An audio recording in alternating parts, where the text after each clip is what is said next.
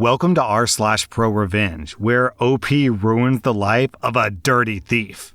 Our next Reddit post is from the Music Fella. I live in Asia and just purchased a new house. Now, the previous owners were family friends who needed cash urgently and haven't been living in my country for nearly 3 years. So I got it for a great price in the middle of the capital city. The sale was finalized at the start of this month and I moved in right after. The house was definitely a fixer-upper, as the previous owners had left mid-renovation and the main door was locked with just a padlock, not even a door lock. The house had no gate, meaning anyone could just walk right on in. The first day I moved in, someone's bike was parked in the garage. I just parked it on the road the same day that I had a gate installed. An angry man was knocking on my gate later, and I didn't bother answering. But through my window, I could see him giving up and taking the bike after 15 minutes. So already, I wasn't digging the neighborhood, but I didn't have any incidents after that, aside from people not knowing that this was no longer an abandoned house. So my gate was blocked often, but a no parking sign on my gate fixed that issue.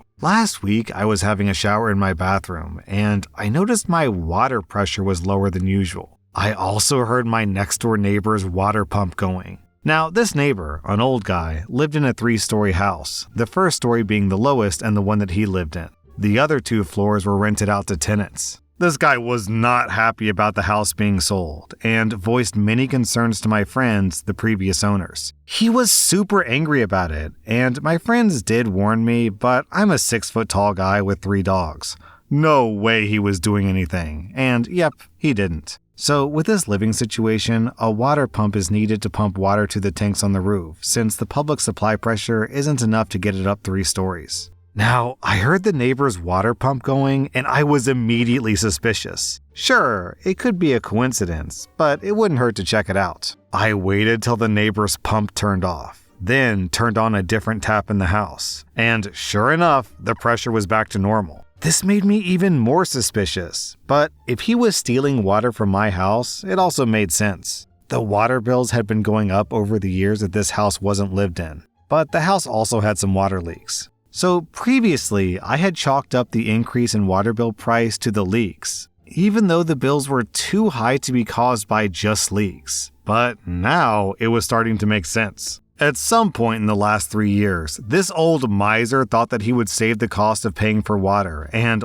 waltzed onto my property and started siphoning water from my lines. I couldn't find where exactly he was siphoning water from, but after checking my pressure multiple times, I was pretty sure. So I sat on this for a few days, wondering if I should confront him, go the legal path, or just let it be. Now, water in my country is very cheap. My total bill, even with washing 3 animals, a car every week, and watering my garden only costs like $5 a month. And that's even with the neighbor stealing some of it. But it wasn't about how much I was paying or who was paying for it. It's about entitled old people who think that they're deserving of using other people's resources without paying for it, and then getting away with it. It didn't sit right with me, and I really wanted to teach him a lesson. What I did was really simple. I just turned off my water from the mains. I wouldn't have to break onto his property, nor would I be breaking any laws. It was the best way of getting back at him without needing to even lift a muscle. So on Monday, just 4 days ago, I waited till the pump flicked on and then I turned off the supply. Now, the way household tanks work in my country is that there's a ball valve in the tank which detects the level of water and turns on the pump. If the level doesn't increase, the valve stays open, which electronically sends a signal to the pump to stay on until the level gets to a point at which the valve closes and also shuts off the pump.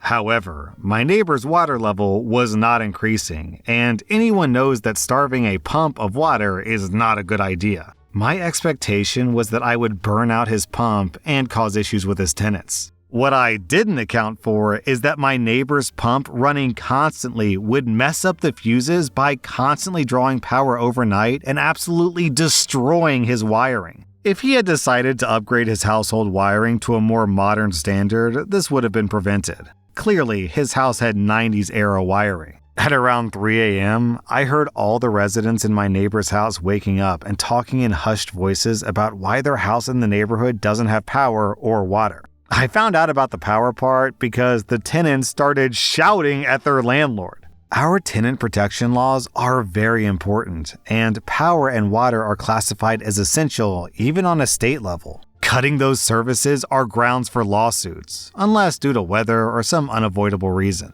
In this case, the landlord is responsible for keeping the house wiring up to date and in good condition, alongside a supply of water. So the tenants were not happy, and one of them immediately moved out 2 days later when they learned that the power and water wouldn't be returning the very same day this happened. Both tenants lodged a complaint with the police, and if a person is in clear breach of laws, the police have the authority to fine or penalize the person without a court judgment. So now, the landlord lost both of his tenants and had to pay a fine of $500, which is a lot of money in our country. He also had to refund the security deposits of both tenants, and he can't rent out those apartments until both issues are fixed, which will cost him even more money. As of right now, he's moving out on Sunday to his daughter's place since he can't afford to live alone. Those tenants were his only source of income, and he's a retired mechanic, so he has no other income. He did find out why the pump motor kept drawing power, overloaded, and the wiring burned out. He came by to my gate and asked me if I turned off my water, and I said,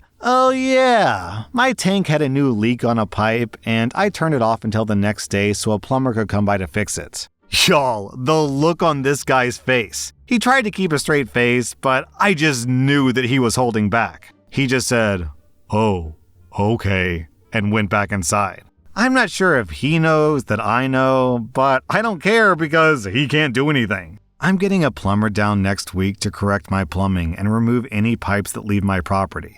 So I got rid of my water issue, and I got rid of a neighbor who could potentially be a pain in the butt by simply flicking a tap off. 2 birds, 1 stone, I'd say. Our next Reddit post is from Prorevenge. Last year, I started hanging out with this really fun group of girls that I met through my master's program. I was in a really bad place, and these girls embraced me right away. There were about 5 of us in this girl group, and I loved all of them.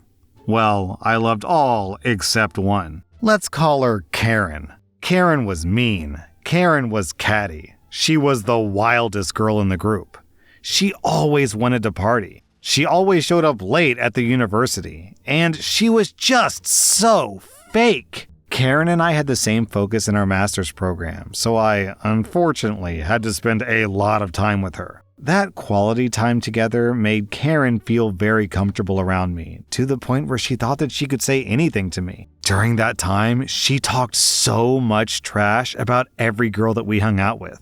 I'm talking really mean stuff. She also continually belittled and talked down to me. She questioned my intelligence all the time and always tried to undermine me and make me feel less about myself. Now, I put up with Karen because I loved the other girls, and they just couldn't see how toxic she was. Karen also rented a room from one of the girls in my group. Let's call her Dolly. Dolly is the sweetest girl I've ever met. I've only known her for a year, and she was already like a sister to me. She's the typical Southern belle type, all bubbly personality, the strong accent, but she would literally give you everything she had if you asked for it. Karen regularly treated Dolly terribly. She was late on rent, she would borrow and then ruin her clothes, and she never cleaned. But Dolly didn't say anything because she knew that Karen came from a bad home life, and she wanted her to feel safe in their apartment. Seriously, Dolly is an angel. Now, the offense. In my program, all the master's students are also teaching assistants or research assistants. So one day, after submitting all of our students' midterm grades, our group decided to go out and have a celebratory drink. Dolly, however, didn't accompany us because she was going over to her boyfriend's house. The rest of us headed to the Irish pub right off campus. We all had either classes ourselves or were teaching the next day, so most of us don't drink that much.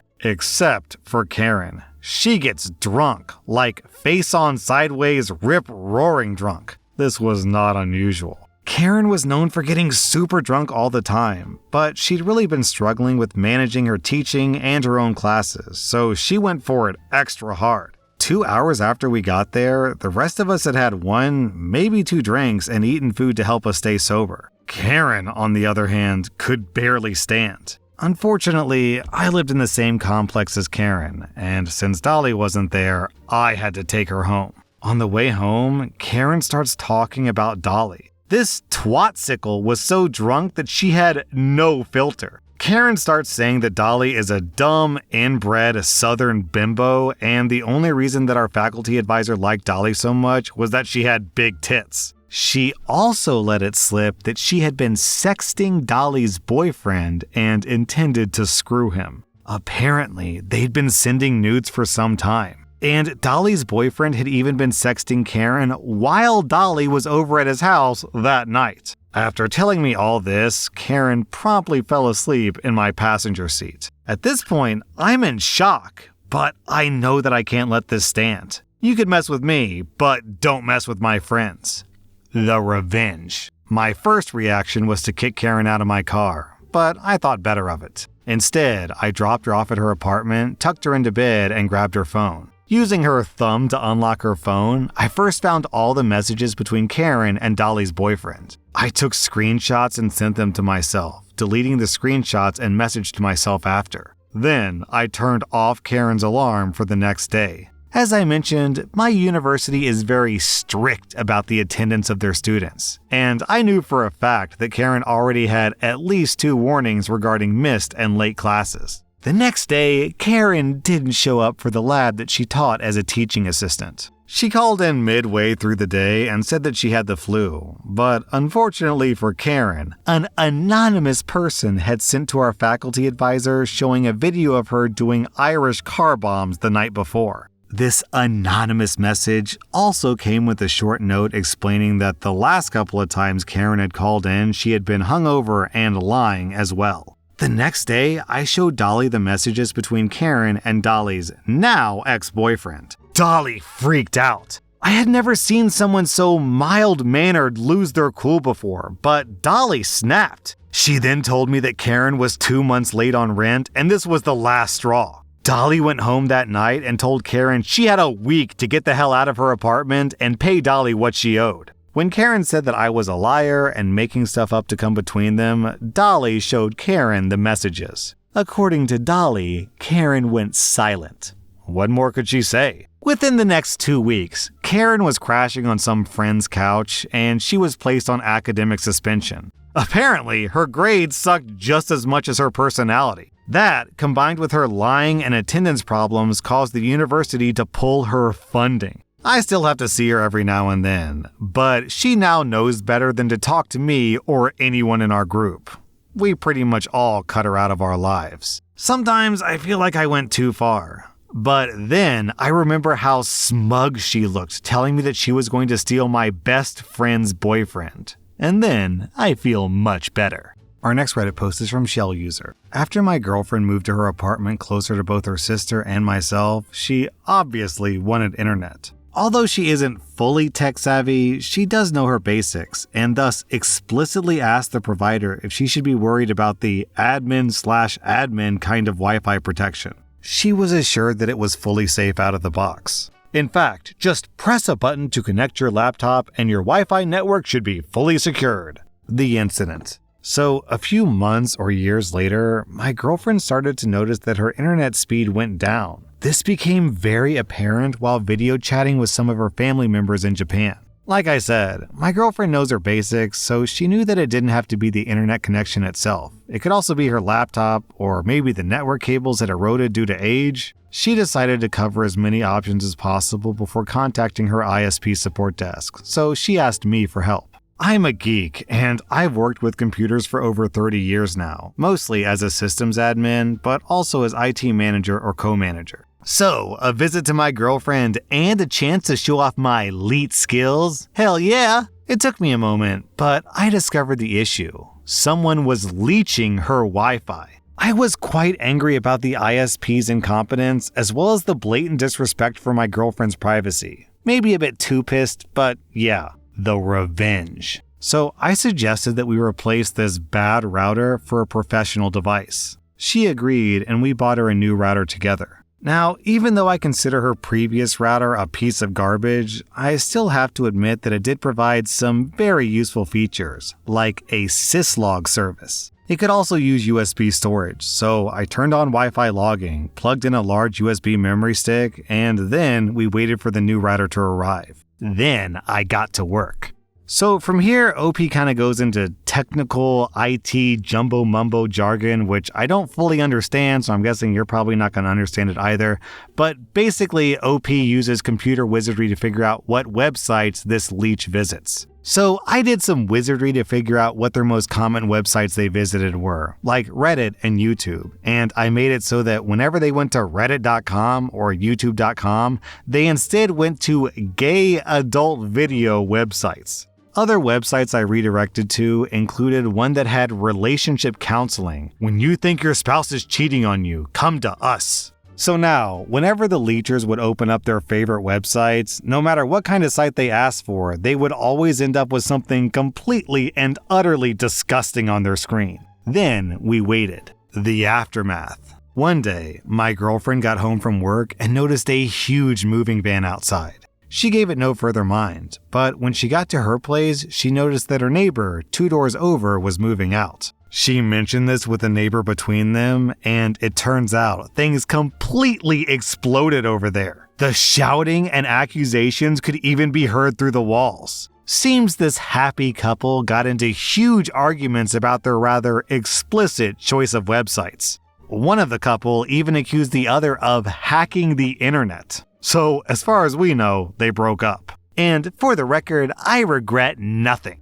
That was r/Prorevenge, and if you like this content, check out my podcast where I publish the exact same episodes. Also, hit that subscribe button because I put out new Reddit videos every single day.